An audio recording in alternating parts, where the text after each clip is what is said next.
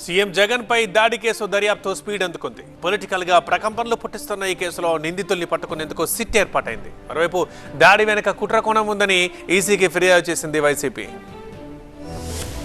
CM Jagan పై దాడి case దర్యాప్తును ముమ్మరం చేశారు విజయవాడ పోలీసులు.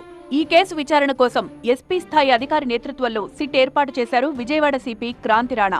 కేసు దర్యాప్తు కోసం ప్రత్యేక బృందాలు రంగంలో దిగాయి. దాడి జరిగిన అజిత్ సింగ్ నగర్ పిఎస్ పరిధిలో 3 సెల్ ఫోన్ టవర్స్ నుంచి కాల్ డేటాను స్వాధీనం చేసుకుని పరిశీలిస్తున్నారు. 20,000 సెల్ ఫోన్లు యాక్టివ్ గా ఉన్నట్లు గుర్తించారు. దాడి జరిగిన ప్రాంతంలోని గత 15 రోజులుగా చోటు చేసుకున్న అనుమానాస్పద కదలికలపై ఫోకస్ పెట్టారు. ఘటన సమీపంలో ఉన్న సీసీ ఫుటేజీలు పరిశీలించిన పోలీసులు పలువురు అనుమానితులను విచారిస్తున్నారు. అటు ప్రత్యక్ష సాక్షుల నుంచి కూడా సమాచారం సేకరిస్తున్నారు. దాడి ఘటనలో సీఎం జగన్ తో పాటు గాయపడ్డ వైసీపీ ఎమ్మెల్యే వెల్లంపల్లి శ్రీనివాస్ ఫిర్యాదుతో ఐపీసీ 307 సెక్షన్ కింద హత్యాయత్నంతో పాటు నాన్ బెయిలబుల్ కేసు నమోదు చేశారు విజయవాడ పోలీసులు. స్కూల్, టెంపుల్ మధ్య ఓపెన్ ప్లేస్ నుంచి సీఎం జగన్ పై దాడి జరిగినట్లు పోలీసులు ప్రాథమికంగా నిర్ధారించారు. India's ever-evolving urban landscape is witnessing a new revolution. And this one comes on 4 wheels.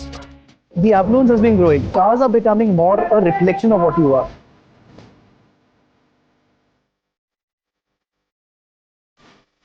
Nobody's talking about hatchbacks. Now what next? The next is the SUV. The contribution of SUVs is close to 55-60% of the automobile sales we say. Is that even manufacturers like to sell SUVs? So, how did a nation obsessed with fuel economy come to love heavy gas-guzzling sports utility vehicles? Let's look at how India fell in love with the SUV.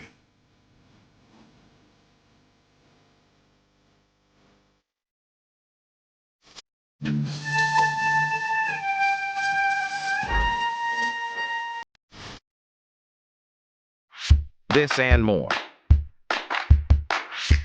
Streaming on News 9 Plus. దాడి సమయంలో భారీ శబ్దం వచ్చిందని స్థానికులు చెప్పడంతో ఘటనా స్థలంలో scene reconstruction చేశారు. ఎయిర్ గన్ తో దాడి జరిగిందా అనే కోణంలో దర్యాప్తు చేస్తున్నారు. సింగ్ నగర్ వివేకానంద స్కూల్ పరిసరాలను డ్రోన్ తో వీడియో రికార్డ్ చేశారు.